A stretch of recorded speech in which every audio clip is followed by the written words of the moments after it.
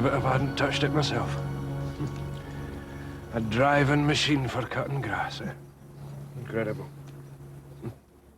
I thought it was a great invention, that first hand mower in 1884. Of course it was, but nothing compared with this. So I was born in St Andrews in 1821. I was made keeper of the greens in Prestwick in 1851. I held that position until 1864, when I was invited back to St Andrews to be custodian of the links here, keeper of the green. I always remember receiving my emblems of office: a barrow, a bucket, and a spade, and £50 per annum for the upkeep of the course. I don't like to blow my own trumpet, so to speak, but there's not many folk can teach me about greenkeeping. Sand, mere sand. That was my cry. Well, times do change, and old Tom's words of sand, sand, ever more sand, have been replaced by terminology like erosion, scarification, and aeration. To be a modern greenkeeper now, you've got to be many things. Part magician, you've got to be creative, you've got to know the wind conditions, the soil conditions, and it doesn't matter what you do, the old members will moan and groan at you if they miss a 2-footer. So why not take a moment to look at our video and see the challenges that face modern greenkeepers and the type of person that's moving into the business. One thing I didn't want to do was stuck in an office looking at the clock all day. Originally, my parents wanted me to go into banking. I started off in construction. Well, I've always been interested in sport anyway. I wasn't going anywhere, so they offered me a job and it's gone on from there. I'm thoroughly enjoying it. I think it's my vocation in life now. It's brilliant. Yeah, I wish I'd done it years ago. Yeah, I love it. It's great. Like, you know, you're out in the open, no one hassling you. It's great. Golf course management is changing. Modern greenkeepers need a high level of technical skill, as in programming irrigation systems. But while innovation and expertise are so vital, traditional practical skills are equally necessary, from the switching and mowing of greens to the positioning and quality of hole cutting. Modern equipment like the stimp meter can help. Well, it can help measure the speed of the greens, but many golf course managers still rely, at the end of the day, on their own good, sound judgment, gained from years of experience and expertise that go hand in hand.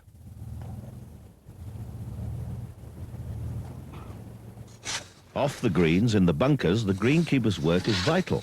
The quality and quantity of sand, as well as the correct raking procedures, can make all the difference to the subsequent bunker shot.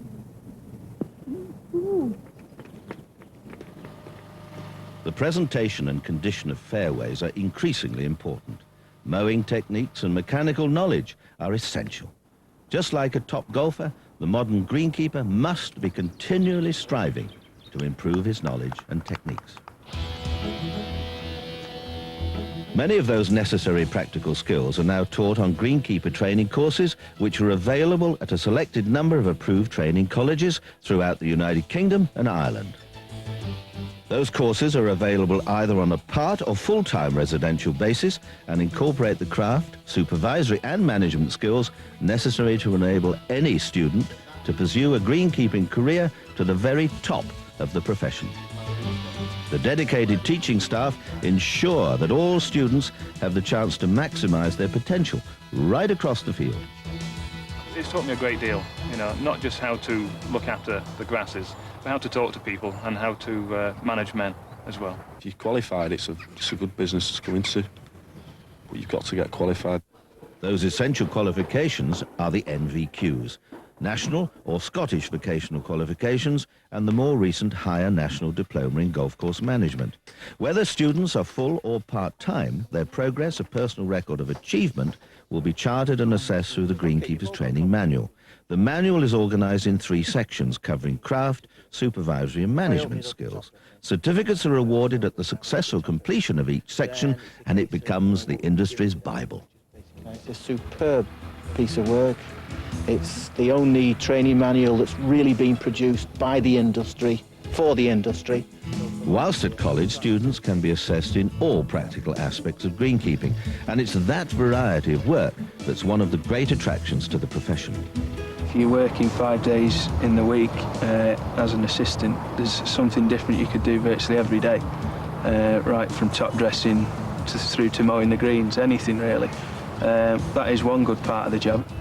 Besides its variety, the job allows you to be out in the fresh air, working amongst beautiful countryside, and if you like being stuck in an office or obeying orders, doing boring, repetitive work, well, don't bother to apply. Many of the colleges have their own golf courses, which enable students to develop a full range of maintenance skills up to and including golf course design and construction, and the equipment available is usually far greater than at any individual course.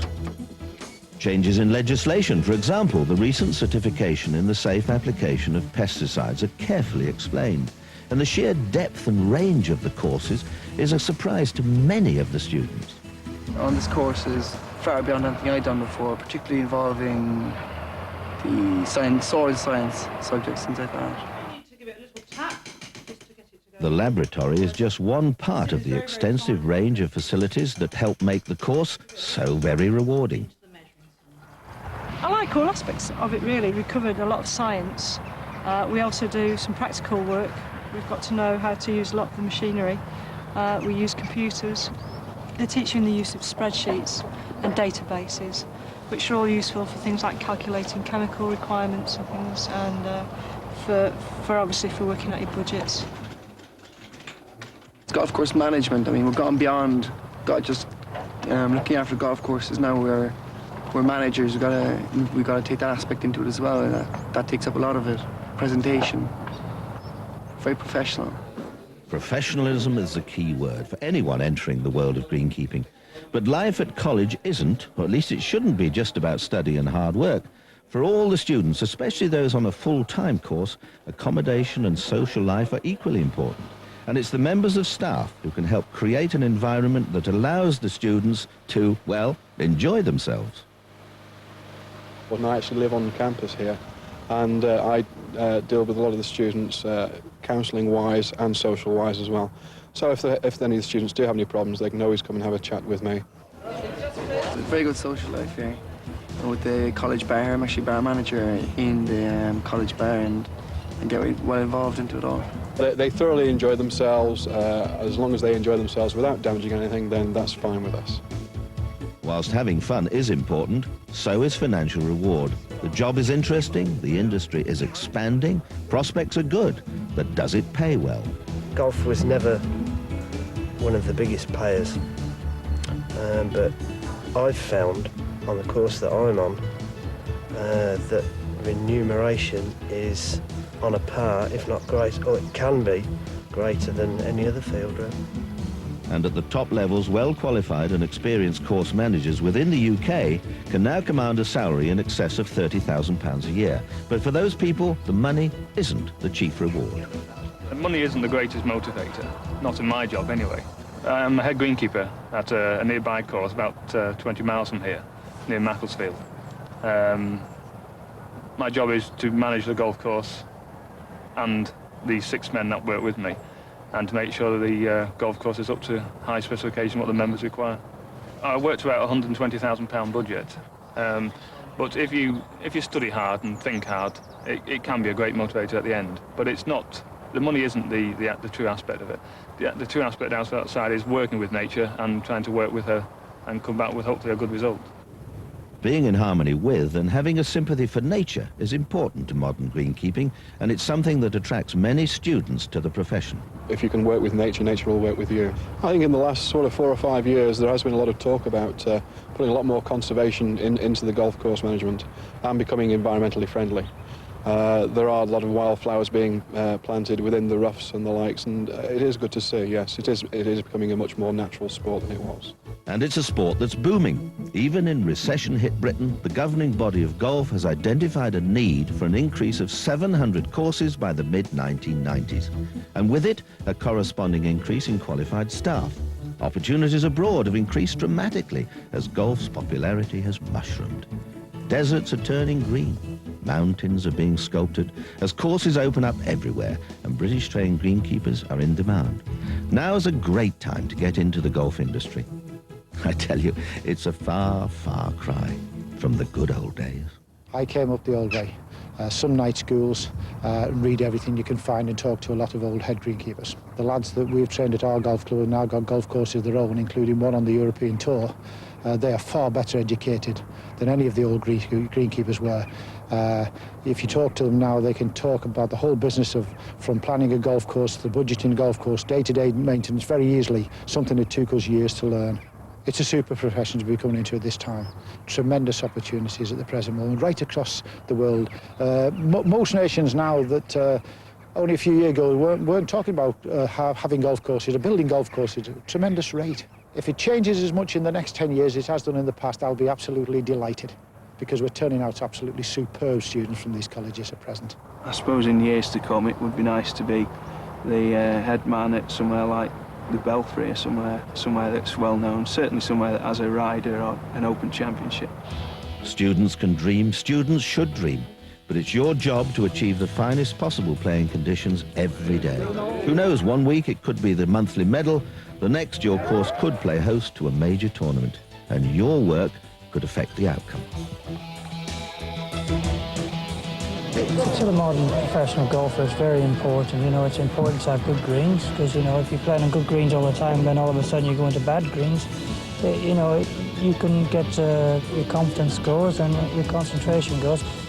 And at this level, both for the golfer and greenkeeper, the pressures are high, but so are the rewards. Well, if you see on the telly all the courses and stripes on the greens, and all the professional golfers saying how good it is and how good it looks, and you get your feedback off them. There's a tremendous motivation involved in greenkeeping, and if you say to most of the lads who are in it, why are you in it? They like the outdoor life, they like the freedom that they get, they like being able to produce quality work that other people enjoy. Greenkeepers need a wide variety of craft and supervisory and management skills. But for someone entering the profession, the prospects have never been brighter. Greenkeeping is a career with a future, for the future. Greenkeepers have to get more professional, there's no doubt about that. The industry is changing, it's becoming more high-tech. The science elements are creeping into an ever-increasing degree.